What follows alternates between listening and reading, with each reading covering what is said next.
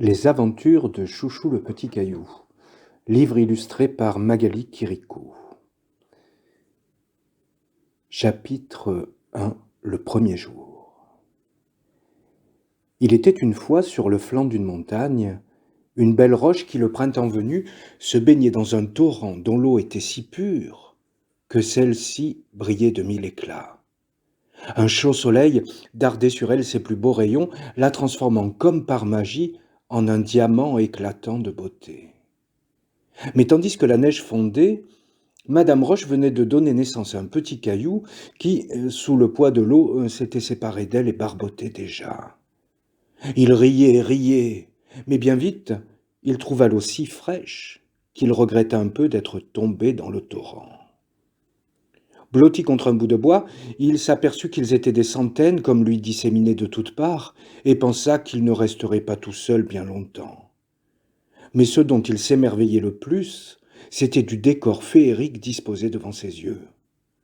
Des sapins aux épines odorantes, des fleurs aux multiples couleurs et parfums, et enfin ce torrent sinueux dans lequel un ciel bleu venait se regarder. Malgré tout, ce petit bout de bois lui servant d'oreiller ne manquait pas de l'intriguer. Et c'est à cet instant précis qu'il entendit une grosse voix derrière lui. « Hé, petit caillou !» Non, il ne rêvait pas, c'était le bout de bois qui lui parlait. Mais cette voix d'ogre lui semblait bien étrange pour être celle d'un nouveau-né. « Oui ?» répondit-il étonné.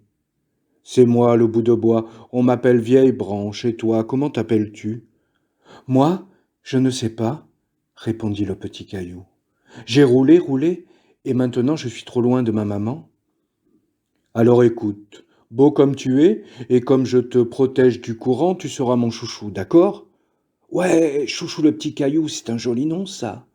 Mais dis-moi, pourquoi t'appelle-t-on Vieille Branche si tu viens de naître, toi aussi ?»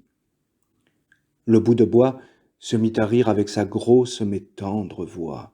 « Oh, c'est que je ne suis plus tout jeune, tu sais.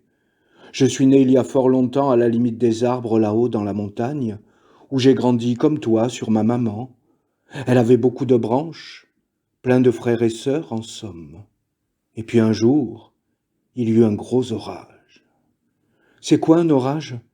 demanda Chouchou d'un ton inquiet.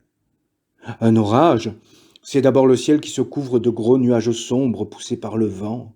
Ils jouent les uns avec les autres, se cognent, se poussent, jusqu'à perdre haleine.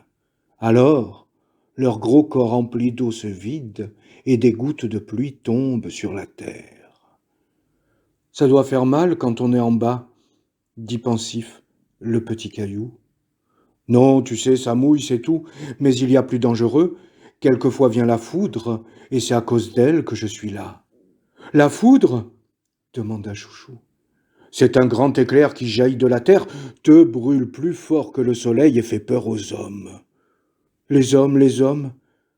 Mais qu'est-ce que c'est que ça encore ? » ?»« Ah, mais suis-je bête ? Sans doute ne sais-tu pas encore qui sont ces étranges bipèdes qui viennent nous visiter pour nourrir leur cheminée. Mais laissons cela, petit, tu as le temps d'apprendre à les connaître. Ils te dessineront dessus bien assez tôt. Mais je parle, et je ne sais plus où j'en suis. Aide-moi, Chouchou, s'il te plaît. »« Tu me racontais les orages et la foudre ?» répondit le petit caillou avec des yeux émerveillés. « Ah oui, la foudre, ah satanée foudre qui m'a fait tomber par terre. J'étais tout noir d'un seul coup, mon corps fumait, et puis, heureusement, j'ai roulé dans l'eau du torrent, et depuis, je me laisse descendre de la montagne. Et comment fais-tu ? Alors vois-tu, je profite de l'eau qui grossit quand il fait très chaud, car la neige fond. Je me tortille entre les rochers, et quelquefois, je m'amuse comme un petit fou. Ça doit être rigolo. Tu crois que je pourrais faire comme toi, Vieille Branche ? Voyons, un caillou, cela flotte moins bien qu'un morceau de bois. Mais pourquoi pas, nous essaierons ce soir, si tu veux bien. Tu verras, à la fin du jour, quand le soleil a réchauffé la grande montagne, elle est si contente que l'on croirait qu'elle pleure de joie. » Nos deux amis continuèrent à discuter fort longtemps, jusqu'à ce que l'astre de lumière bascule derrière le plus haut sommet et s'en aille réveiller l'autre moitié du monde. Chouchou entendit alors un bruit étrange, et nos deux compagnons écarquillèrent soudain leurs yeux en entendant le grondement sourd de l'eau qui se rapprochait d'eux. « Accroche-toi à moi !» hurla Vieille Branche, « et ferme ta bouche !»« D'accord, capitaine !» répondit Chouchou en riant, inconscient du danger.